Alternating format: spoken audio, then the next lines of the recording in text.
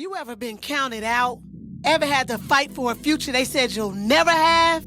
Then you're in the right place. This is Break Phree, where resilience meets redemption. Where real stories tear down fake ceilings and freedom takes root. Your pain has a purpose. Your scars have a sound. And your breakthrough is louder than your breakdown. You can't expect change when you're stuck. Stuck in the same patterns, same mindset, same habits, same circles. It's time to break free.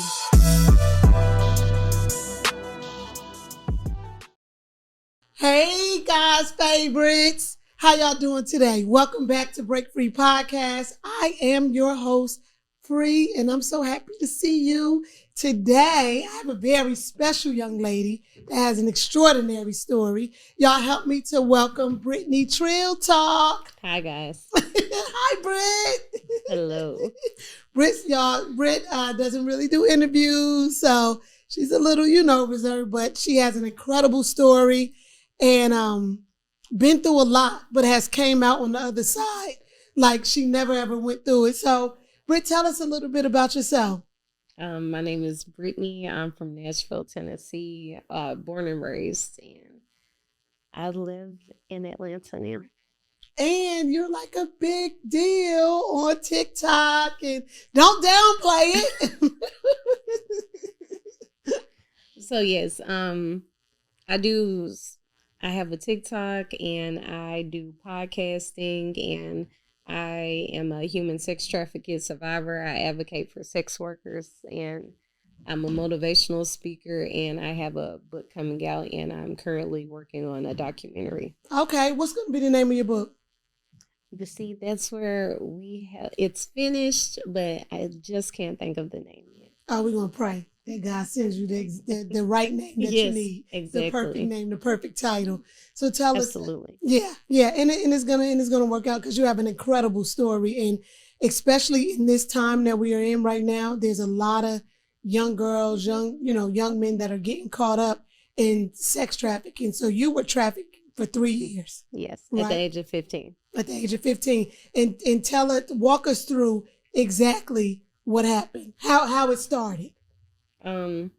Well, in order to how it started, Mm-hmm. I was back and forth living with my mom and my grandparents, but one summer I was living with my mom when I was 8. Her best friend's son molested me, and I didn't know how to go about it, so I never told nobody because we were raised in a Baptist church, go to church all the time. So I thought I was getting punished, and if I told, I thought my family was gonna, die. So for a long time, I kept that with me, and I didn't.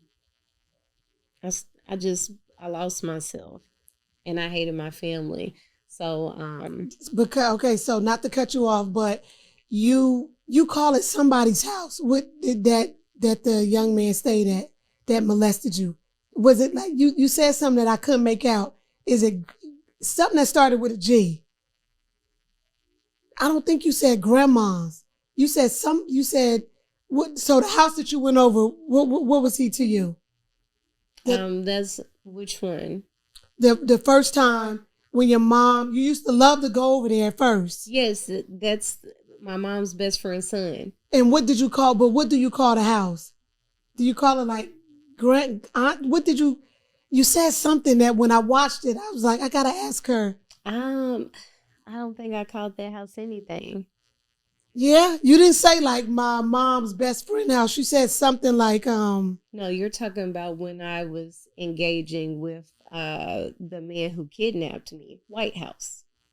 It's another one. Okay, let's just skip it. It's another one. We'll come back to it. Yeah, we'll come back to it. So initially you liked going over your mom's friend's house, right? Yeah, at first I did until he started making me give him oral sex. Yeah, and you were how old? 8.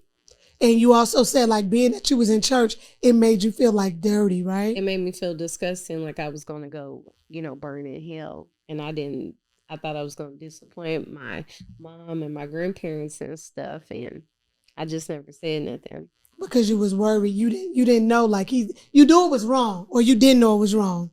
He said he was going to kill me, So when you're 8 and a person is 13, 14 years old, you believe in them. You're like, oh, okay, well, won't say nothing then. Yeah. So he basically like groomed you, because then after the first time, it was every time you went over there. Exactly. Yeah. And there was never a time that did you begin to like be disgusted when you knew you were going over there? I was always, after that, I was always disgusted. It was no fun because I just knew my fate. Do you think like today, right, for a young 8-year-old girl, do you feel like there's signs that a parent can see to know that something's going on? Why a child, like, is it a mood or anything? It's a mood. It's changed behavior from a lot of sexual trauma. Sometimes they'll wear oversized clothing, baggy clothing, to grab onto their wrists. Certain things in conversation makes them uncomfortable. Okay. Yeah, because I do want to help like parents. Parent might be watching this and their child can be being molested right now as we speak, and then they still taking them over here, because most of the time we know that when someone is molested, it's through someone that we trust. Absolutely. Whether it's a family member, a close friend to the family, a godparent's house. So that's why I was asking, like, is it things that parents can look out for to try to recognize? Because we do know that no one, at a young age, you don't know to tell. Change behavior. Anything that, after you go through sexual trauma, anything that was once your child or your sibling's favorite thing, they hate it. They don't want nothing to do with it no more.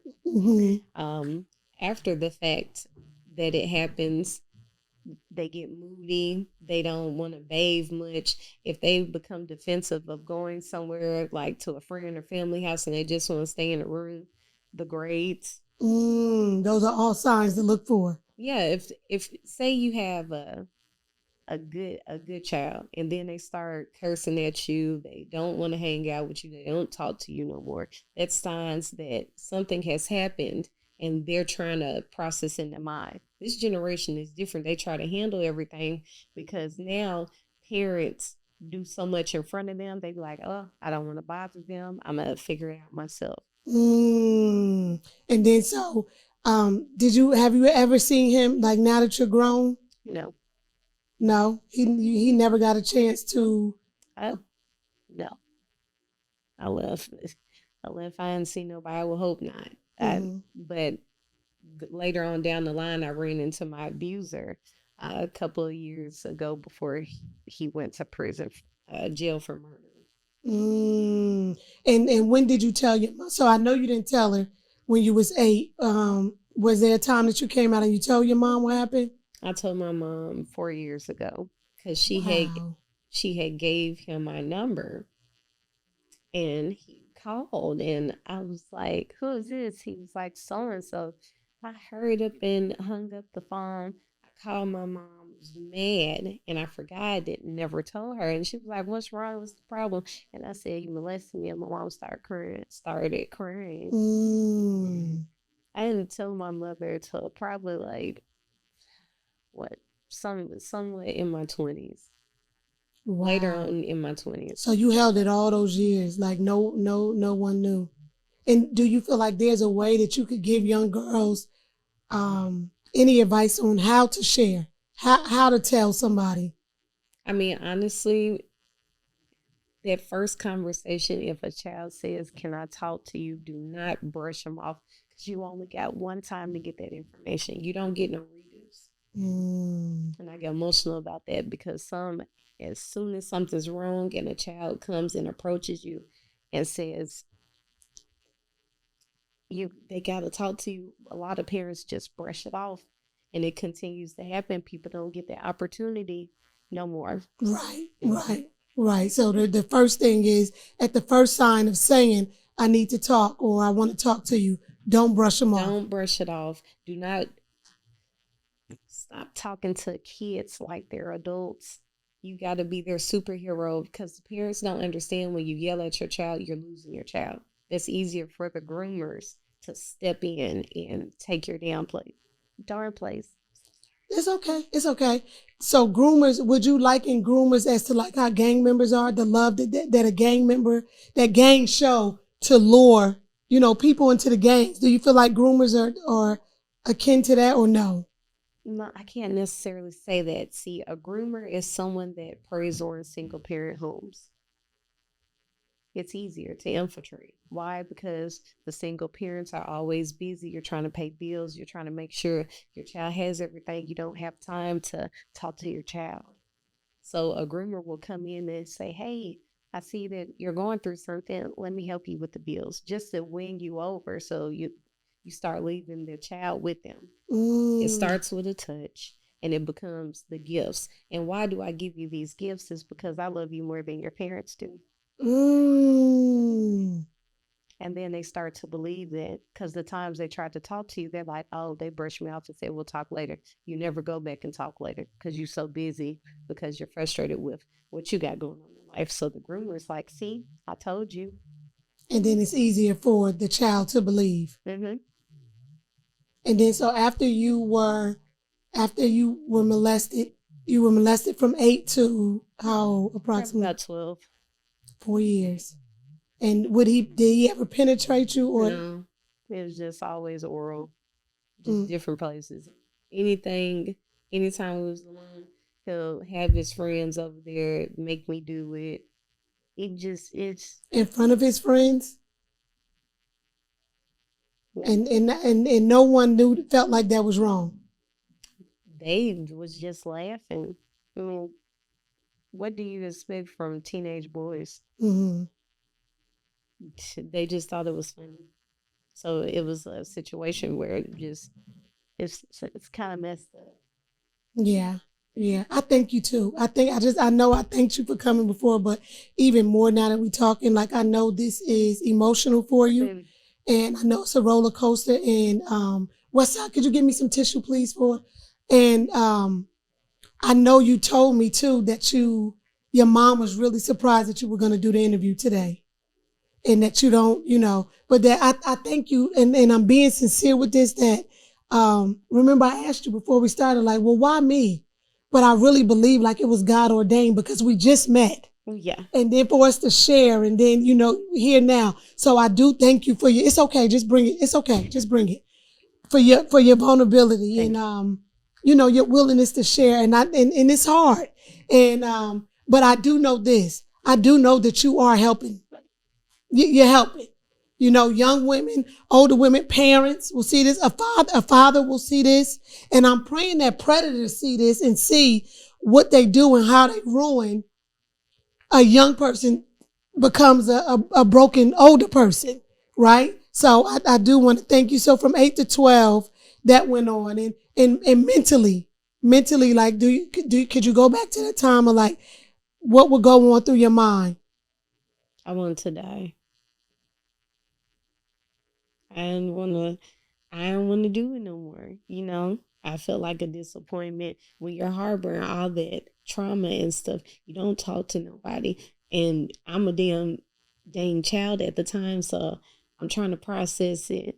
And then school became hard for me because I was getting bullied. This person molested me. I just didn't want to do it no more. Why were people bullying you? An easy target. When you come from my grandparents, God rest their soul, they'll be like, if one crowd goes this way, go the next way. Yeah. And that's what made me get bullied, because I'm ignoring these people. Because I respect my grandparents. Right. So, anything that I was told, I did. Right. And then, so walk me to, so you went from that to 8 to 12. So then. So next thing you know, I'm working a campaign at a library. I'm like 15. A voters campaign? No, like a state senate. Okay. One of my grandparents' friends was running for state senate.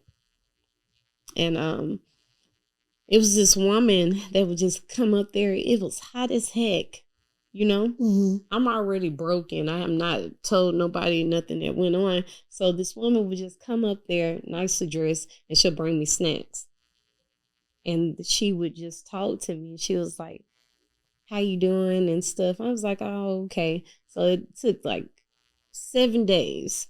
She visited me every day, brought me, whatever. I'm not thinking it's wrong because a lot of parents don't tell you when they say if an adult asks you something, you respond and all this other stuff. So I'm like, okay, well, I'm just thinking she's trying to be polite and stuff. And then she was just like, you look like you're just going through something. And then this is the first time an adult asks me something. Exactly. Right. So I'm opening up. I was like, I just don't feel like my family wants me no more. I just think I need to go. And she was like, I could take you to a place where you don't have to worry about nothing. This is on the 4th day. So I'm up here deciding. I'm like, dang, my mom worked third shift. I just think my whole family I'm just expired now. So I was like, I'm going to do them a favor. So the 5th day, she gave me a card. She was like, call me whenever you're ready to leave. She was like, you're going to have to hide somewhere. I'm going to come get you. And I did. I went up the street and hid in a neighbor's broke down car, called her. She picked me up. She was like, we have to go somewhere real quick. So we go probably like maybe 20 minutes from where my mother lived. I wish I never got in that car, but I did. So she pulls up to a house. This man comes out. She was like, this is my husband. I was like, oh, okay. So he makes him get out the car. He was like, turn around. And he was like, well, we finna go run an errand. He took me to White House, Tennessee, and I was a virgin. He was in his 30s. He said, I own you now. And I was like, I didn't understand. He was like, take your clothes off. I own you. I got to break you in. I just knew at that point, I messed up. I messed up. So he takes my virginity, makes me put on some schoolgirl shirt, some stockings, and a little outfit, put a wig on. And he was telling me how I'm going to start making him a whole bunch of money because I'm young. People ready to see me. So he takes me to Murfreesboro Road. Back at the time, that was a popular strip for, can you say prostitutes? Yeah, you can say prostitute. Oh, okay. Yeah. Prostitutes. So I was just like, wow. So I met this white woman. We're going to call her Jay. Met this white woman. She came. That was his top female. Like his bottom chick. No, he married the bottom. Oh, okay. The woman who got me, that was his bottom. Oh, okay. Yeah. So the white girl, she was like the one who the head, that basically over all the girls that they bring in. No, his bottom is the one that grooms the girls. Okay. The white one works for them. Okay. Like the head worker. Okay. Okay. So basically, meet her. He has a driver. Every on Mercer Road, they had 6 apartments that we had to go to.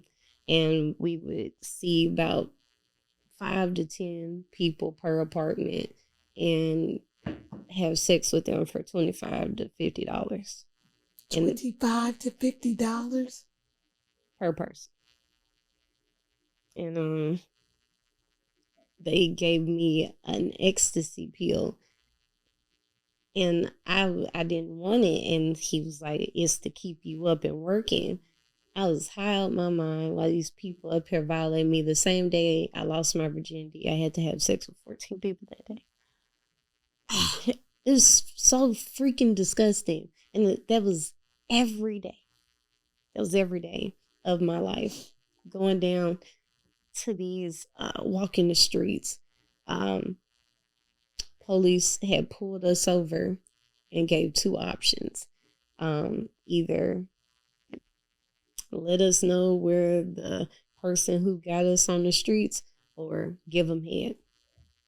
So the police said that?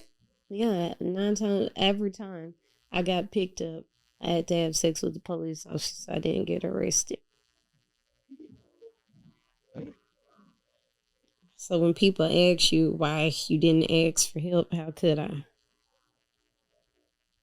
Because sometimes the police and the polices and pimps, they have an agreement. I give you this amount of money. These is my hoes. Turn the other cheek. Just like the drug game where you have police officers that are paid off. And you were 15 at the time.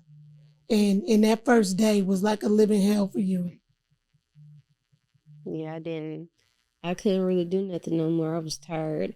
And I worked from 6 p.m. all the way to 6 a.m. the next day.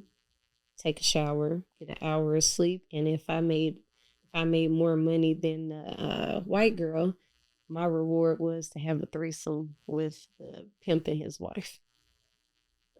After I've already had sex all day and night, that was the reward.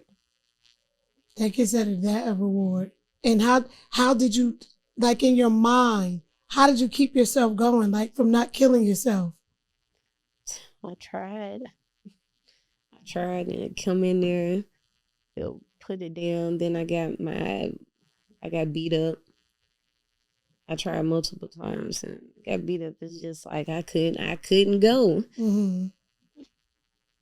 And this went on for, so then it escalated from Murfreesville Road. Then what was I got promoted. Mm-hmm. So after working the streets, I got promoted to the truck stop. Truck stop, big deal. That's pimping whole central. So basically, I was a lot lizard. A lot lizard is basically, they don't want to call you a prostitute, so they make it more classy and call you a lot lizard. You had to walk in a circle. If a trucker wanted to come see you, they'll flash his lights, and you'll go. If security comes, you hide under the truck. This is what I was taught to do. And you was a lot lizard for how long? Probably like half the year. Mm-hmm. Half the year I was at. So we'll start on the streets. Then you got promoted. You work the streets, probably like 5 apartments. Then you go to the truck stop. And you work the truck stop all the way to the morning time. Oh, you were still doing both the apartments and the truck stop. So how many men would you say that you had to sleep with in a day? Maybe like up to 40. 40 men? Yep, different apartment complexes and places and stuff. And then after the truck stop came, what was the next promotion? They took me to underground place in Dallas, Texas. It was a bunny ranch for prostitutes. So they left me there for about 2.5, 3 months. I would line up with 10 to 15 other girls. I always got picked because I was the new litter. Young. When you younger, the more they pay. And in the bunny ranch, that was more than $25 because now that's a different class of men, right? Talk about that. So at the bunny ranch, you're having sex with probably people in the government, police officers, lawyers, people up there. And you never did you ever feel like you could tell one of them what was going on or no? No, because they would test you. They would send someone to be like, I don't want you in this life. Let me, take you away from this. I'll help you. I seen that happen to the other girl. And when she thought they had 5 females beat her to a pulp. So when I said that, I was like, no, I'm all right. And next thing Chinese lady come in because she ran the bunny ranch and she said, you did a good job. You get an hour off. 1 hour? Mm-hmm. So if you work 6 at night to 6 in the morning, then you get to take a shower. Do you get to sleep until like 5 the next day? No, you just get to sleep for an hour. Whenever they tell you get up, time to go work, you go to work. You barely slept. And you function like that year after year because it was for 3 years this went on. And then, so tell us about the time where you were beaten really bad.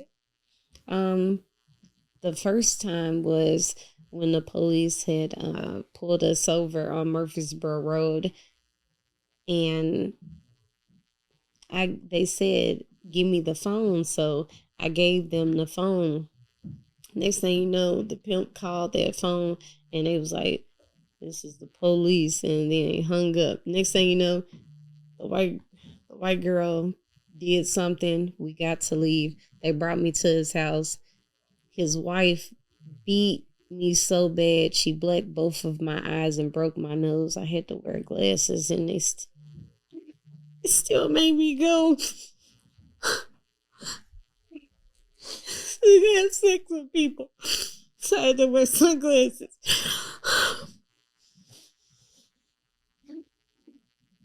You want to take a minute?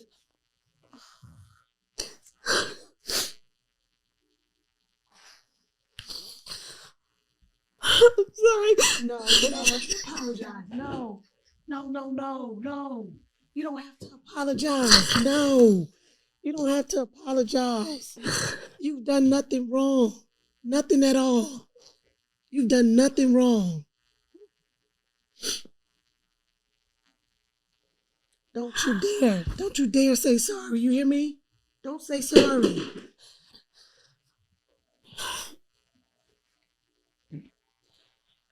Drink some of your water.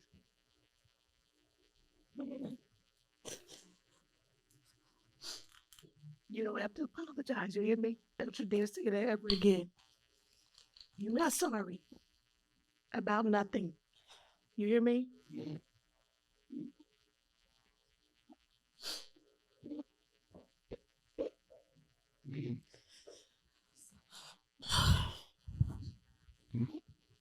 Are you okay? Do you want to stop? Because if you're going to stop, we can. Oh, it's fine. You sure?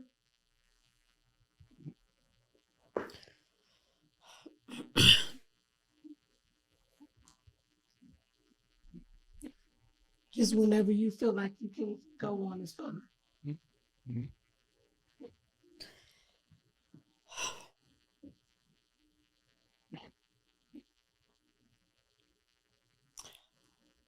But yeah, I still had to go after they beat me up.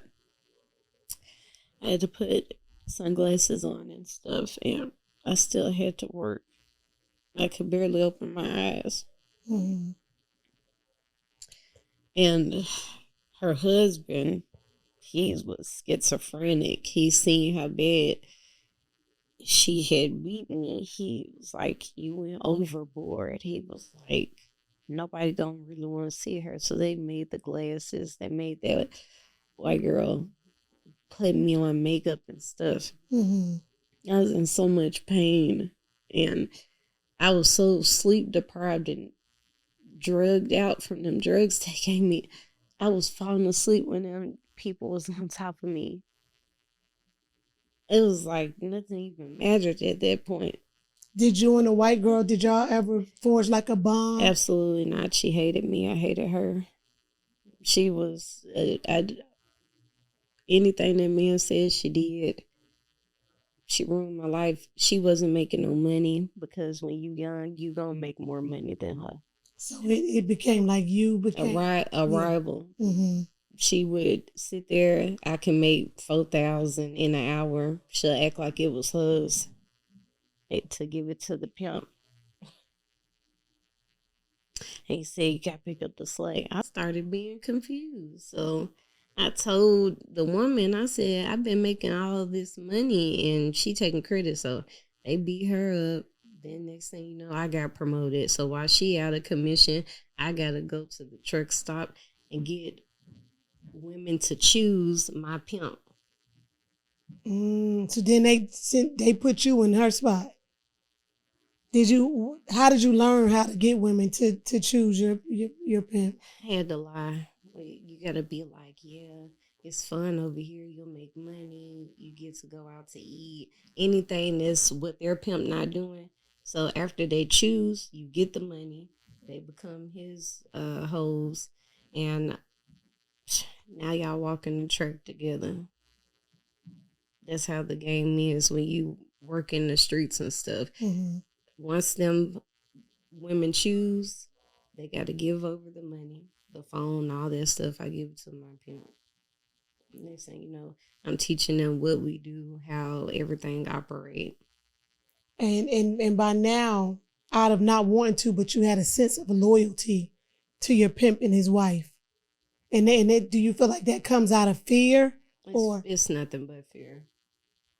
They beat me so bad. How could you not fear somebody like that? Right. And you never thought about leaving? I thought about it, but it's always the driver. It was always the driver. Like, after each location, we would stop at MAPCO, give the driver the money, or sometimes the pimp will pull up in this truck, come get the money, and then you're off to the next spot. And during this time, being that you were raised in a Baptist church, right, you knew God, right? Were you angry with God? Did you feel like he didn't exist anymore? I did. I stopped praying. I just was ready to die. I begged whoever just come take me out the game. There was no point in keep going. It felt so empty. I had no friends. So because I had no friends, I had to create people in my mind. So I have multiple personality disorder now. Because those was my friends. You know, you thinking you don't got nobody to talk to. The phone they gave me, they're monitoring. So you got to create people to be your friend to keep you alive. Wow. And that's a coping mechanism.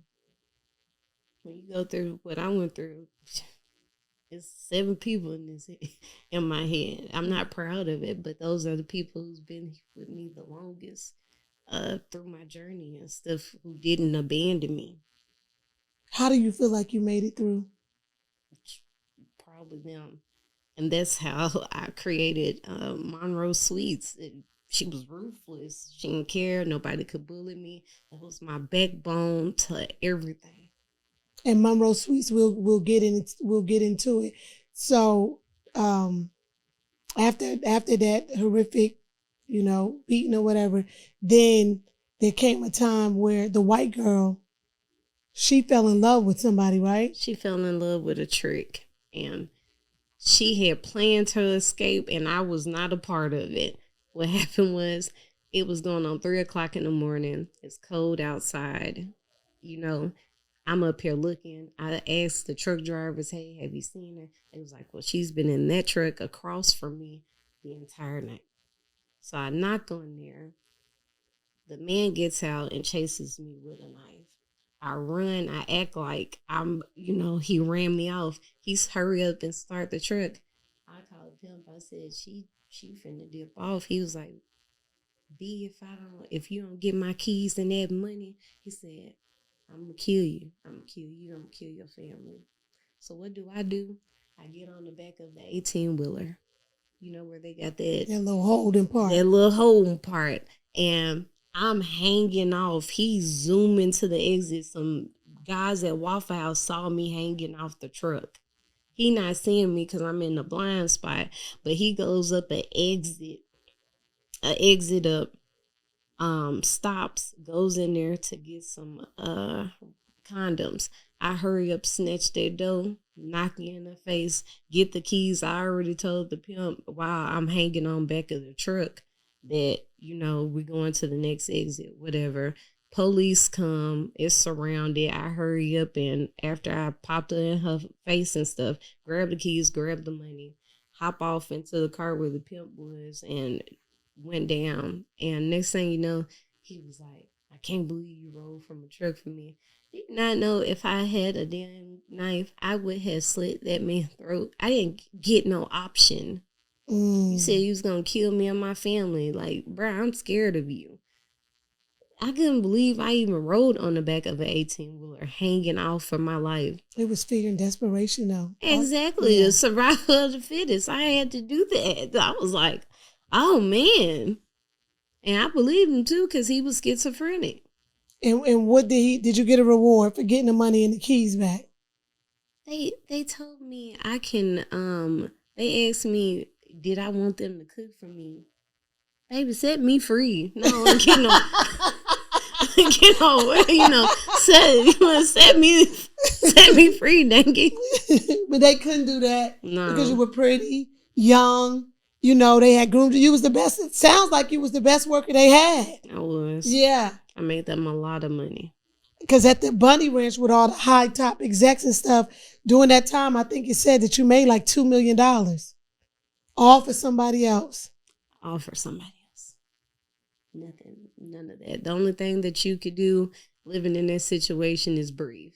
If the thing was in that household, if other men came around, you look down on the floor. Don't never look up. Because that is not your pimp talking to you. And if you did, you get beat up. Those was the consequences. So always look down. Don't engage. Don't take nothing. Eat when I tell you to eat. Breathe, basically, and stuff like that. And do you feel like now, even though you're healing and you on your journey, do you feel like now you still find yourself like looking down if you hear Mel talking? No, I cuss him out.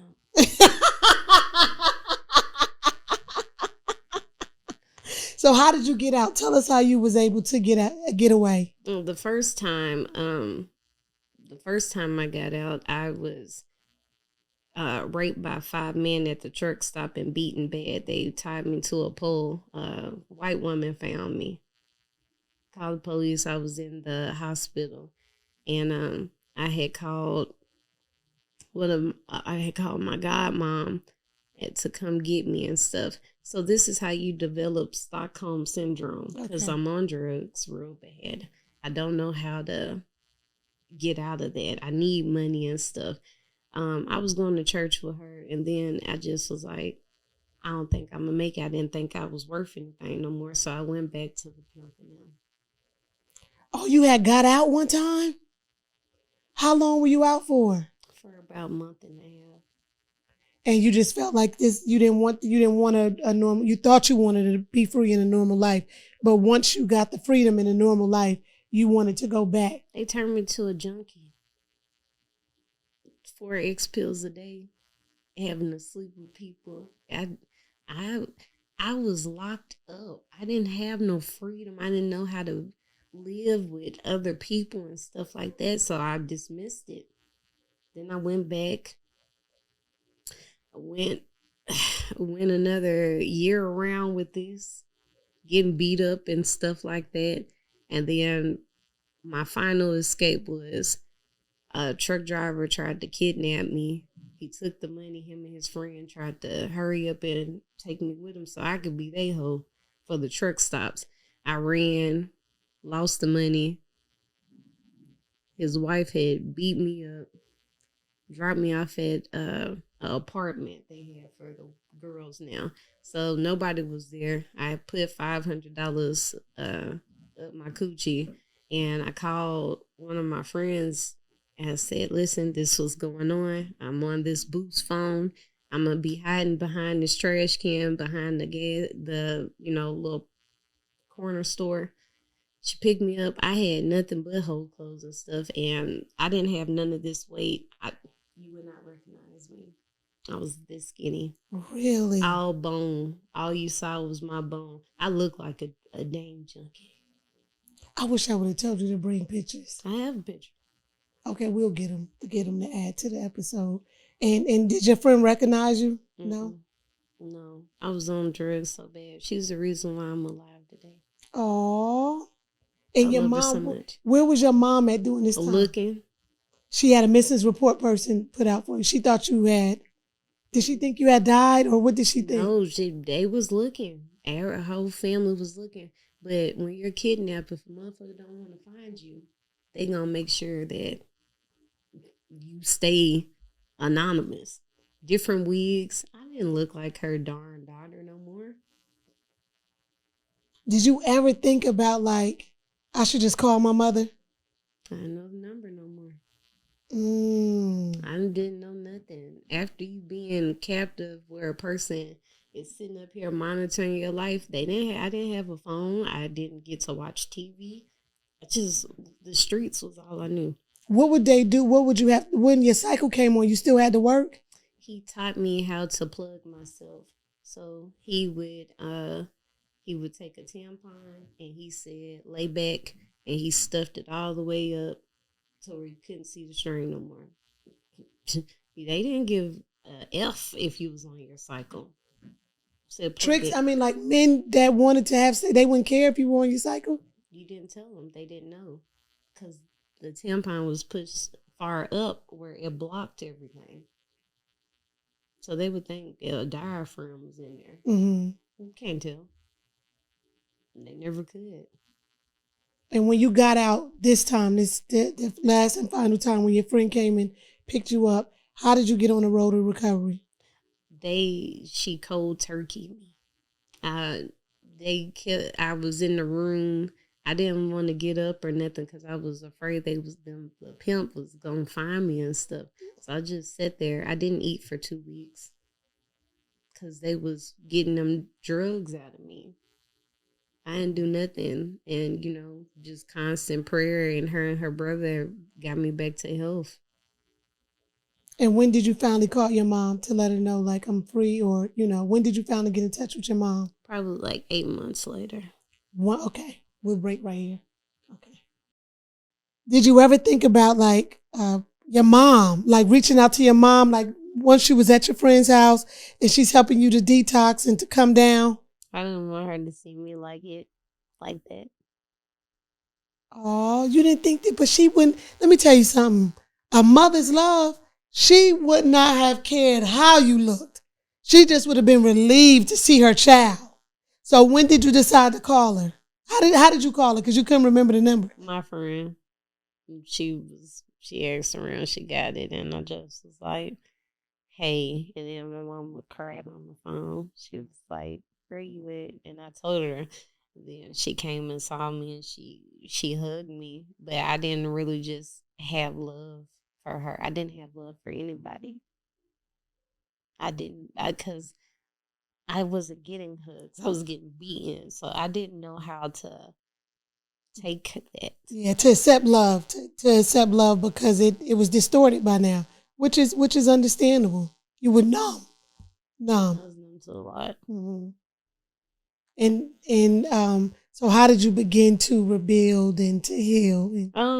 My friend had took me to Plato's Closet to get clothes, and then she took me to the mall, and I was just amazed by everything because it was like, dang, this is all the stuff I miss, and it was just a road to recovery from there. But as I'm recovering, I'm realizing, okay, well, what I'm going to do for work, my highest education is like life, 10th grade.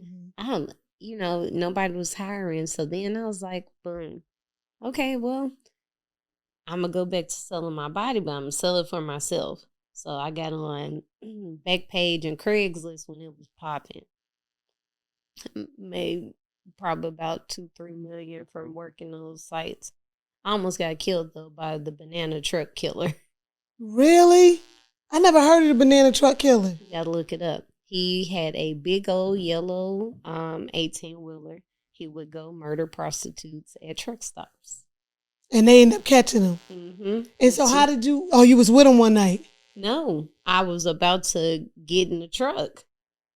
But this other Latino girl got in that truck. And the truck drivers was flashing. They said, he here. So they trap him. That's how he got caught. Really? He killed a Latino girl? No, he was about to. Like, as soon as she got in, he parked the truck. She was already hog-tied on that bed. But them truckers, because they kept saying, beware. One thing about truck drivers, they talk to people on the CBs. So they see stuff you not seeing. It's some good truckers and then there's some bad truckers. They were being good truckers. And how long did you stay on Craigslist and Backpage? Probably till it shut down. Then I went to become a stripper. So at the time when you decided to go like Craigslist, Backpage, did you feel like it was better now that you didn't have a pimp? Mm-hmm. You felt like it was better because I'm my own person? Yeah. And it didn't make you feel no kind of way? I still felt, I was like, Brittney, yeah, get your life together. I said, but I had a goal. I was like, I need to make a bunch of money and then go flip it and invest in something. So that's what I was thinking. Like, I didn't get my first place till I was like 22. That's kind of like when I felt alive, you know, get my life back. It may seem simple to other people, but after being owned and a person telling you what to do and when to do it, I felt good. Yeah, yeah. What you said, that was a big accomplishment. That was a big accomplishment. Yeah. And then so you tried dancing for a little while. Yeah. They bullied me there because I look better than them. And they did. You were supposed to bring, where was Monroe Sweets? You were supposed to bring her out when they tried to bully you. I did. That's when she started to develop. Because I was dancing and I was still selling it. But nobody was coming to see them. They was coming to see me. So I had threw my clothes away.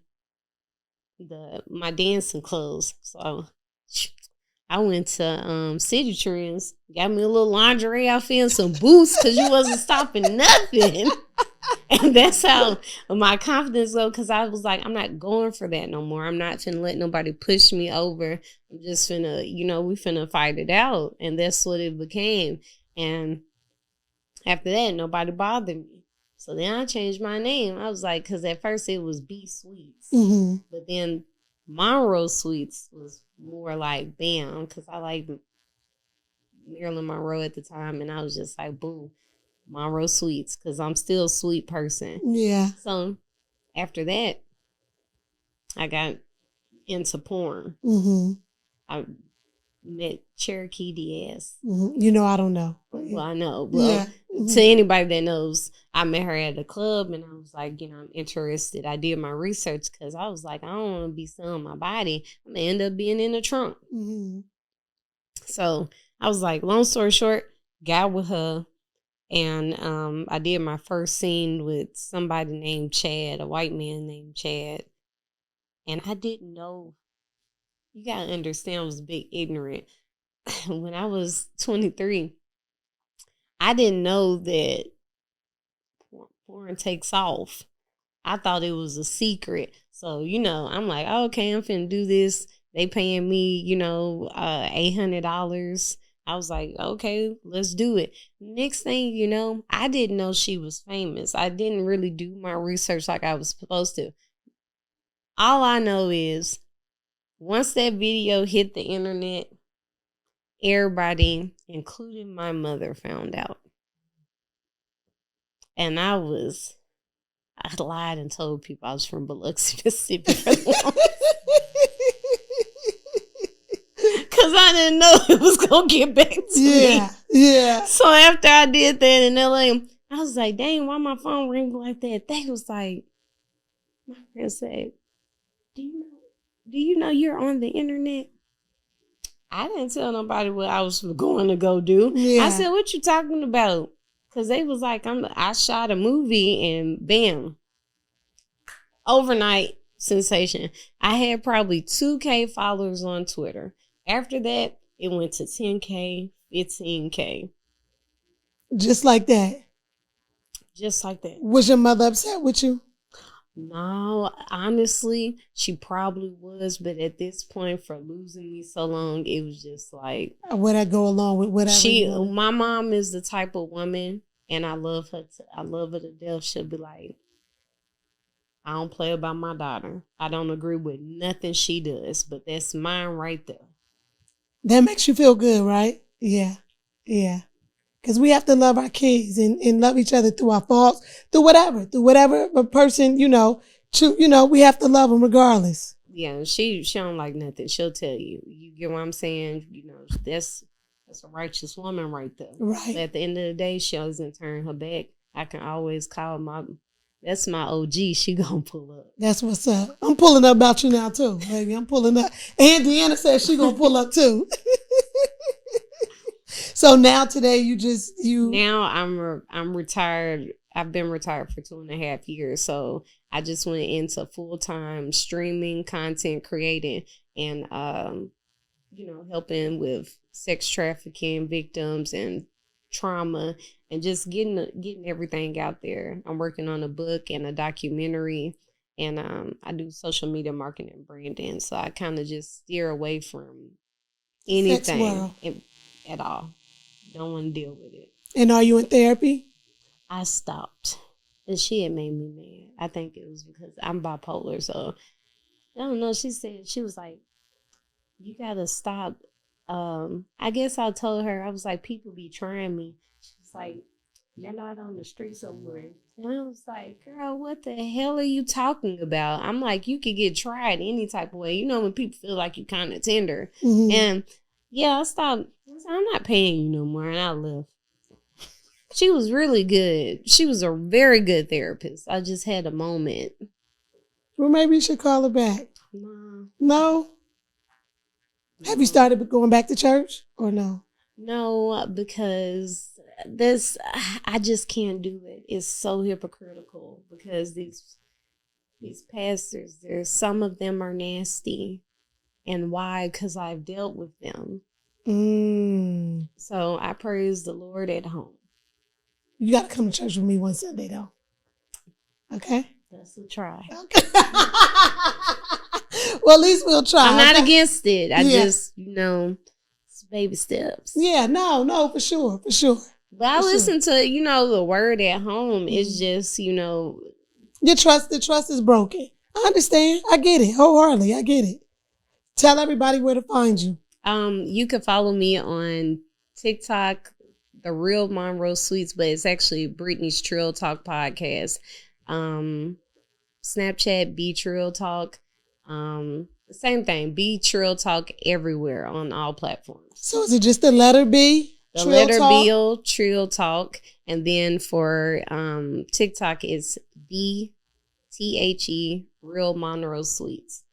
But we're not Monroe Sweets no more, right? Yeah, they won't let me change my name. Oh, TikTok won't let you change your name. Oh, okay. But you go by Brittney now, right? Yeah? Yeah, that's my real name. Okay. How do you feel? I feel better now. You do? Yeah, you smiling. Tell us something before we go. Tell us something you feel like you need to break free from.